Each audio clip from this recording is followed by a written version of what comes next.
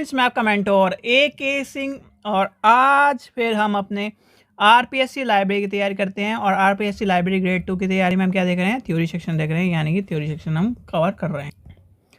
तो चलिए क्या है, यानी कि थ्योरी सेक्शन देखते हैं। थ्योरी सेक्शन में हमारी क्या चल रही है? सेकंड यूनिट चल रही है। सेकंड यूनिट में आज क्या है? तीसरा टॉपिक है हमारा।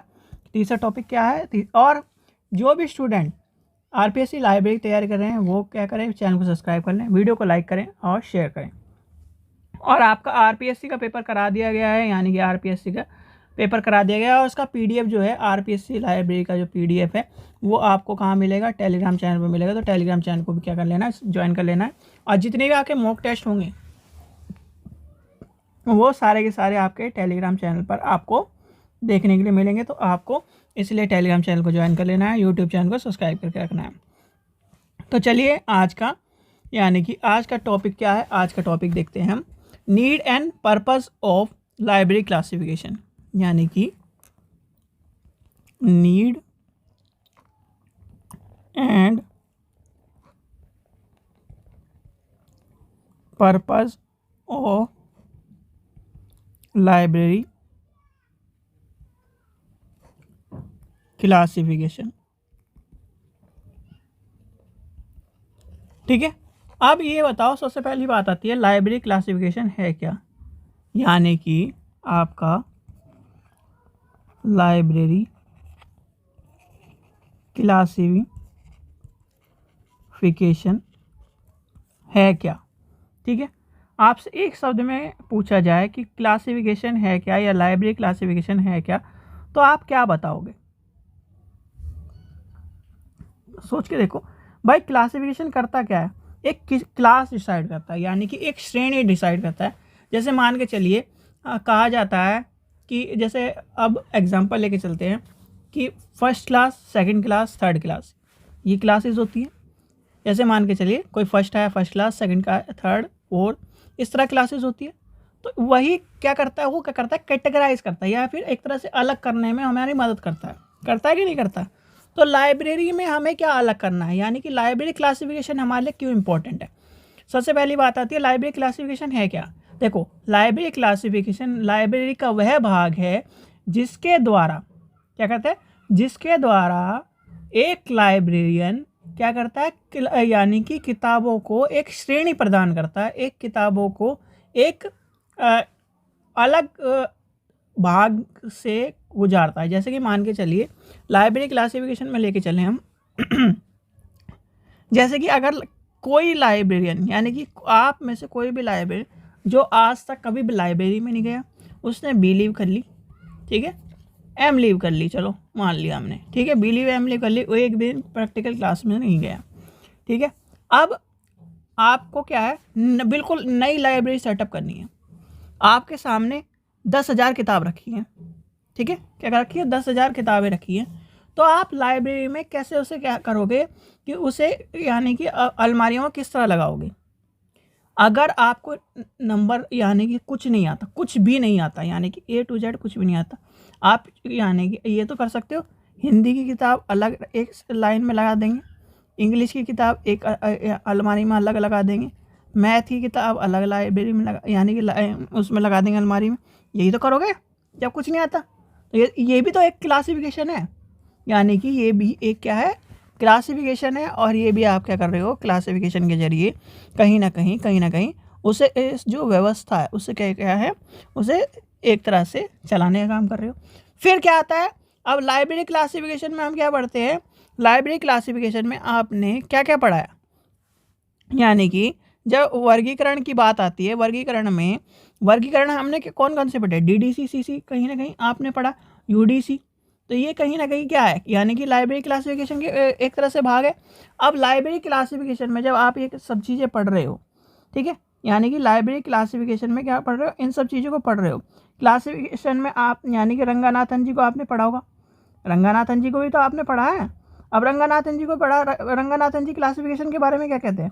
वो कहते हैं कि लाइब्रेरी की जो यानी कि लाइब्रेरी में किताबों को एक व्यवस्थित रूप में और किताबों को एक श्रेणी प्रदान करने के तौर पर कहीं ना कहीं क्लासिफिकेशन इम्पोर्टेंट माना जाता है। क्या होता है? लाइब्रेरी में क्लासिफिकेशन को इम्पोर्टेंट माना गया है। ठीक है, अब क्या कह दिया, यानी कि लाइब्रेरी क्लासिफिकेशन को क्या कह दिया, इम्पोर्टेंट माना गया है। अब जो वर्गीकरण है आपके, यानी कि अगर आपसे पूछा जाए कि वर्गीकरण, यानी कि वर्गीकरण क्या है, वर्गीकरण के टाइप क्या है, यानी कि वर्गीकरण क्या है, वर्गीकरण के टाइप क्या है, तो आपसे ये पूछा जा सकता है और ये क्वेश्चन आपको आ सकता है। जैसे एक मान लीजिए एक डेफिनेशन ले लेते हैं, जेएस मिल की है। जेएस मिल के अनुसार वर्गीकरण वस्तुओं के विचारों को क्रमबद्धता करने के लिए एक तरह से संभावित उत्तम उपयोगी है। क्या कर रहा है, क्रमबद्धता दे रहा है कि नहीं, क्रमबद्धता दे रहा है, एक वर्ग प्रदान कर रहा है कि नहीं, एक श्रेणी प्रदान कर रहा है कि नहीं। तो ये कहता है, क्या नाम, जेएस मिल कहते हैं कि क्या नाम, एक क्रमबद्धता लाता है। अब आता है यानी कि आपको टाइप्स ऑफ क्या है, टाइप्स ऑफ क्लासिफिकेशन बताता हूँ, फिर पर्पज और उस पर आ जाएंगे। मेनली जिस टॉपिक को हम कर रहे हैं, टाइप्स ऑफ क्लासिफिकेशन, इसमें क्या आएगा, सामान्य,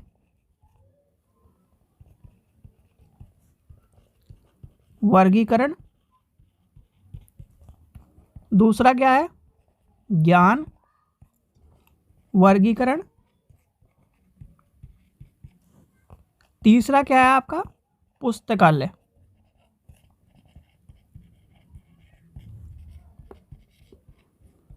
वर्गीकरण।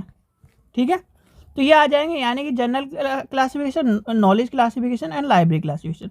अब हमें क्या करना है, हम आते हैं लाइब्रेरी क्लासिफिकेशन, यानी कि अपने लाइब्रेरी क्लासिफिकेशन। अब लाइब्रेरी क्लासिफिकेशन में भी आपके कौन कौन से हैं, आपका आ जाएगा नेचुरल साइंस, दूसरा क्या है ह्यूमैनिटीज़, तीसरा क्या है आपका सोशल साइंस।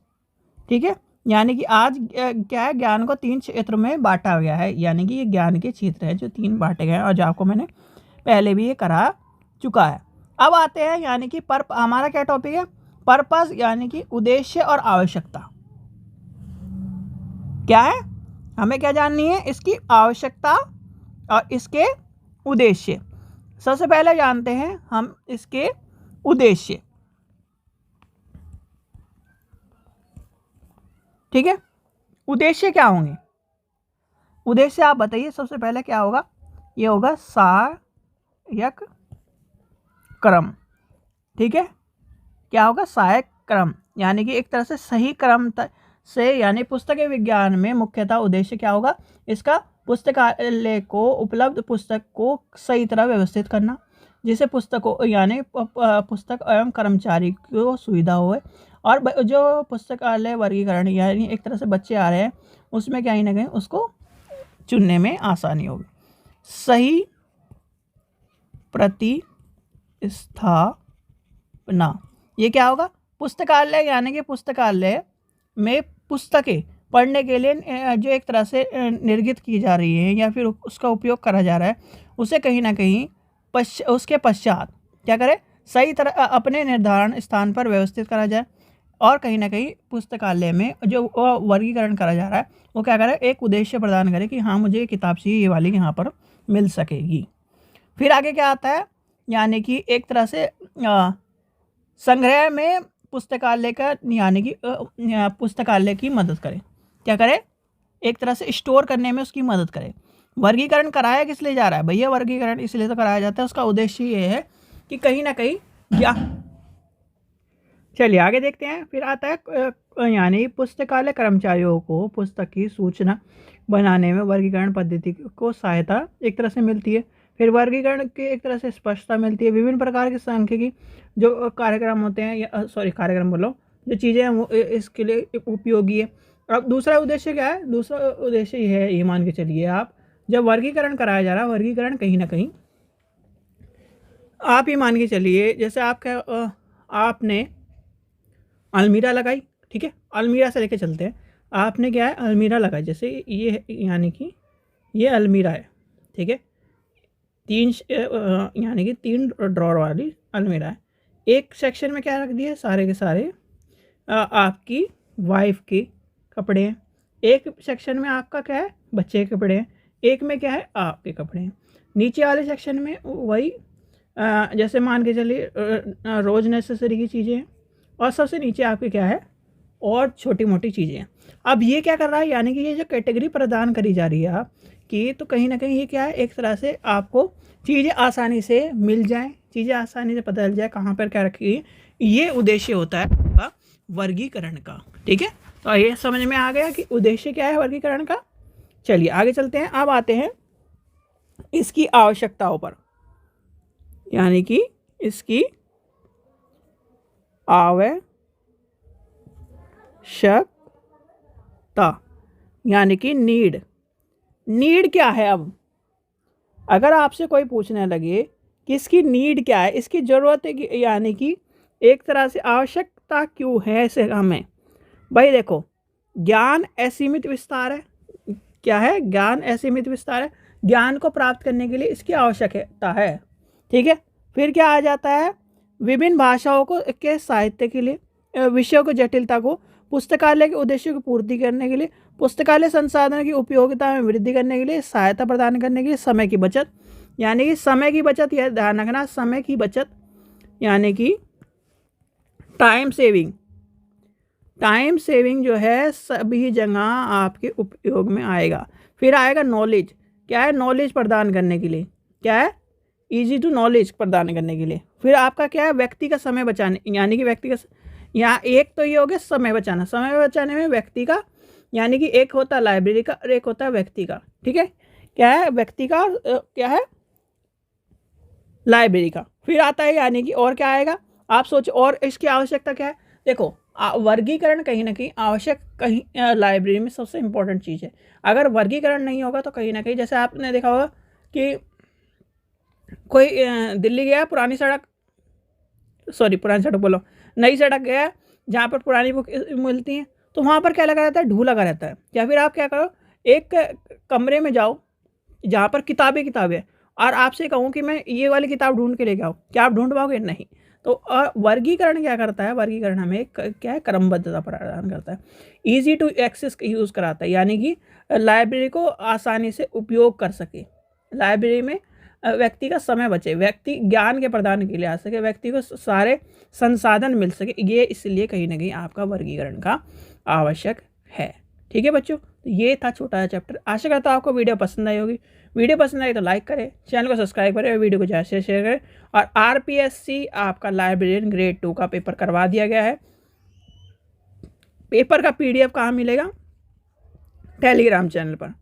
तो टेलीग्राम चैनल पर उसे निकालिए, उसे करिए। और जिसे भी राजस्थान के क्या है, राजस्थान लाइब्रेरी के पेपर चाहिए, की बुक चाहिए, वो मात्र 30 रुपये में आपको लिंक डिस्क्रिप्शन में मिल जाएगा, वहाँ से आप ले सकते हैं। उसमें क्या है, कॉलेज लाइब्रेरी, RPSC ग्रेड 2 और RPSC ग्रेड 3, उनके तीनों के कहीं ना कहीं जो 6 से 7 पेपर है वो सारे के सारे सॉल्व दिए गए विद ऑफिशियल आंसर की के साथ, यानी ऑफिशियल आंसर की के साथ दिए गए।